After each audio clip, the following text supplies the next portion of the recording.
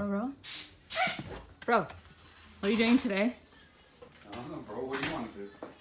Did you get your spacers? Did they come in the mail yet? Yeah, they did come in. Okay, so are you gonna do that stuff? You want to make a video on that? Oh, that's the one there? Yeah. Okay. Alright, let's make a video. I'm so fun of these things. Today we're going to be putting on some spacers. On this fucking thing. We'll be putting on some spacers on the 2019 Polaris Ranger. Okay, cut. On today's episode we're going to be doing 1.5 inch wheel spacers on a 2019 Polaris Ranger XP1000. I looked everywhere for these spacers, from aftermarket shops to all that. I couldn't find any videos on YouTube or anything that guys are running spacers on their Ranger, on the new generation Ranger body style. I found these from China. These are 4x156, 12 times 1.5. That's the measurement of these spacers. Bolt pattern. If you measure these spacers, tape measure, they are 1.5 inch width. For you guys in Europe, they're 3.8 centimeters in width. So that's that. For this installation, for the spacers, you're gonna need a jack, hand jack. I'm using an air jack, a 12-ton air jack for my situation. 2 jacks for safety, just in case. Put them in underneath. You know, you never know if the thing's the unit's gonna fall on you or something like that. 2 chucks, wheel chucks for the back tires. When you're doing the front, you put them in the back. When you're doing the back, you put them in the front so the vehicle does not roll away. A breaker bar, if you have, or use an air gun with a 19 millimeter socket for it. That's what I'm going to be using. And a blue Loctite for the spacers. Your favorite. So I'm going to be using this for the inside, for the axle bolts. I'm going to use that. I'm going to put them in there. I don't use the thread lock on the actual bolts here that connect to the tire, because I'm going to be taking them on and off all the time, and I just leave it be like that. The spacers themselves, they're no name. They're made in China and stuff. So, as the package says, made in China. So I got these. I opened it up. They're good quality, and even the packaging is good quality. Got foam protection, extra nuts come with them. For the inside lugs, I'm gonna reuse mine. In my situation, I'm gonna take these off, use them for the axle of the vehicle. This threads into here, and then these studs, I'm gonna use the regular nuts that came with the Ranger. And so that's what I'm gonna do with them. All right, let's start this.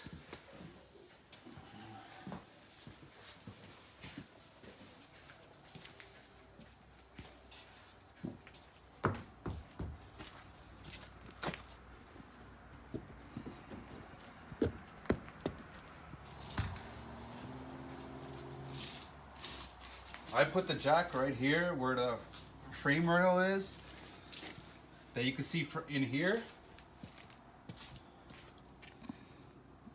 It's right there, this frame rail.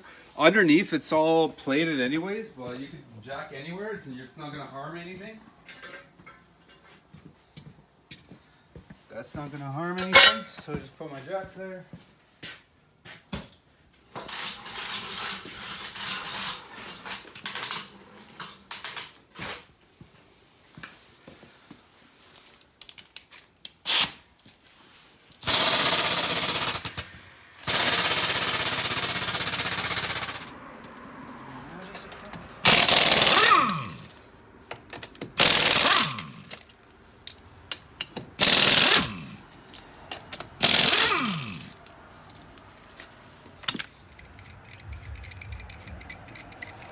while you're in here, it's good to take a look at your brakes, the brake pads and everything, if they're good. In our situation, my brake pads are already almost gone. We've got to replace those soon. How old is this thing? 6 months. And they're already dead. Well, in our situation, we tortured this thing, so that's why.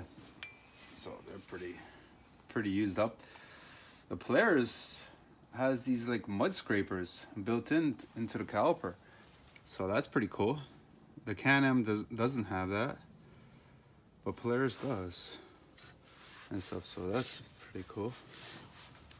So that doesn't let the mud stick to the rotor?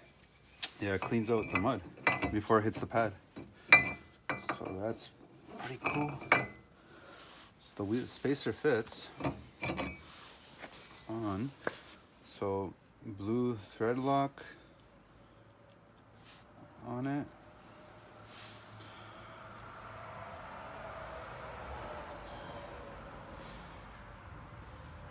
So what does the thread lock do? It just locks the thread?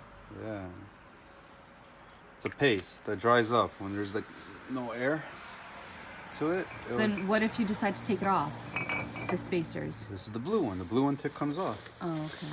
And so if you use right, it's more difficult to come off. So for these nuts that come with the spacer, you're going to be needing a 17mm socket. For To that. screw them in? Yeah, to screw them in.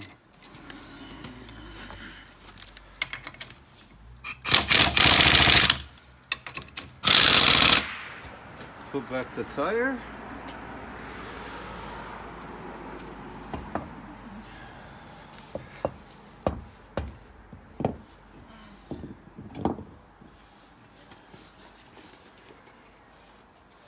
So now I use the original nuts, and I use them here.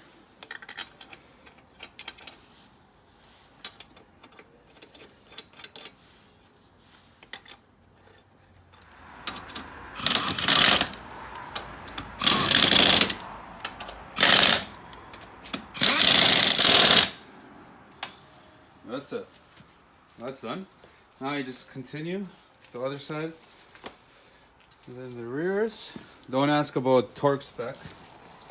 If you're gonna ask about torque spec, you're asking way too many questions. You say you don't need that.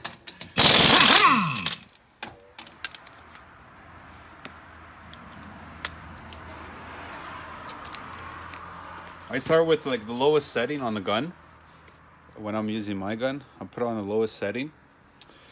Then I'll torque them down like each of the nuts.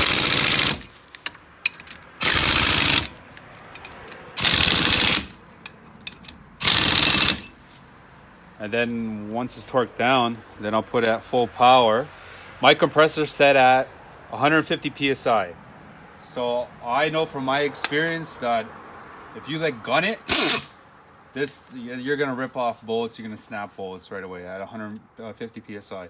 So I just go in a cross pattern, like 1, 2, 3, 4, and just give it like a short burst.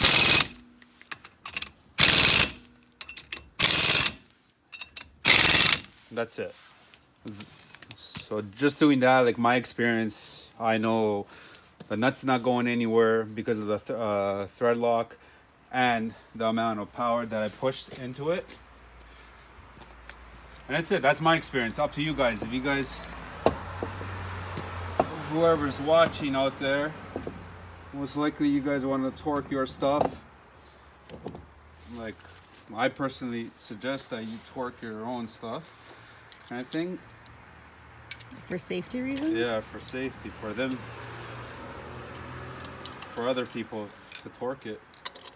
For me, like, I already know that if I do it how I do it, that's not coming off. It's not coming off. How often should people torque their wheels? Every time, bro. Every time you ride? No, every time you touch the wheel and stuff. Usually torquing, like double checking your wheels once a year kind of thing you should be doing. Just in case, if you're removing your tires, like your rim and tire package, for like winter tires or something like that, then you should be doing it more often. That's it. Front end's done. Now I'm gonna move the unit around. Good job, bro. Move the unit around, and then we're gonna do the rear end on the thing.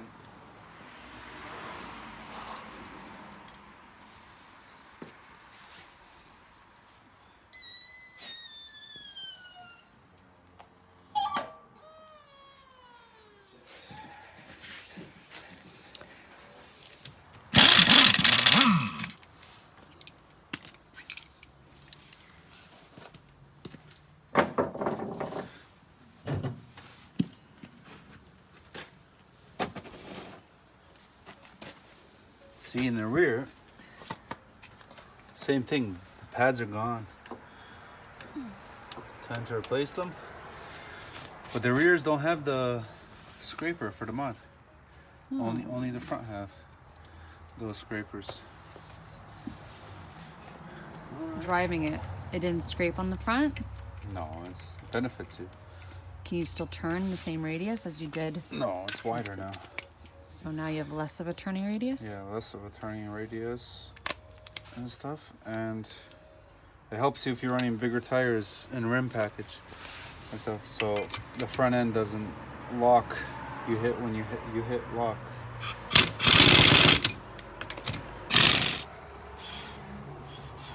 You see that? What is that? It's all... Brake dust? No, it's from the rocks, from the mudding. Oh, and they just get stuck in there? Yeah, and they start cutting into the rim itself. Uh-oh, that's not good. Yeah. What do you mean that's not bad? I said that's not good. No, it's good. Oh, it is good? Yeah. Oh. It means we buy bigger rims and tires. That's why. It benefits me. I think because eventually it's going to grind. It's going to cut it in half. It's going to destroy the rim. And that's when you go shopping for new ones.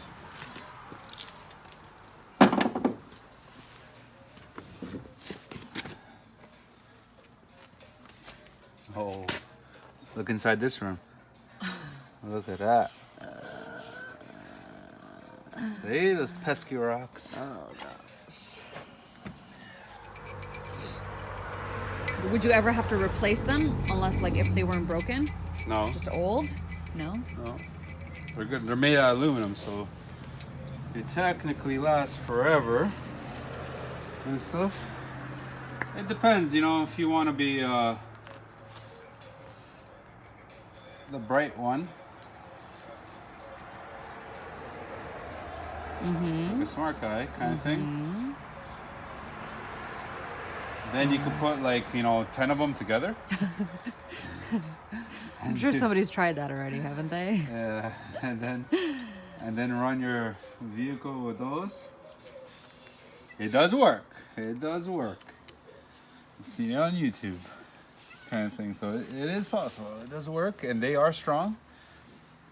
But it puts a lot of stress on your axles and all your bearings on the vehicle. So the axle and the bearing would probably break first before the spacer? Yeah. They'll premature wear. They'll grind to a halt. Those things.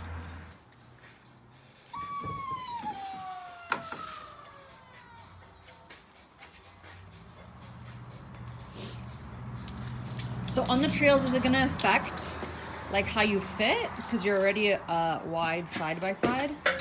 Yeah. Or is it not? It's going to be worse. So is it going to scrape your tires and rims then?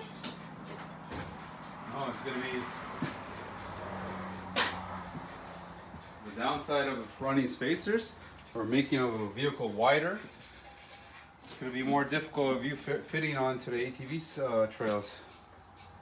Will mud flail around more everywhere?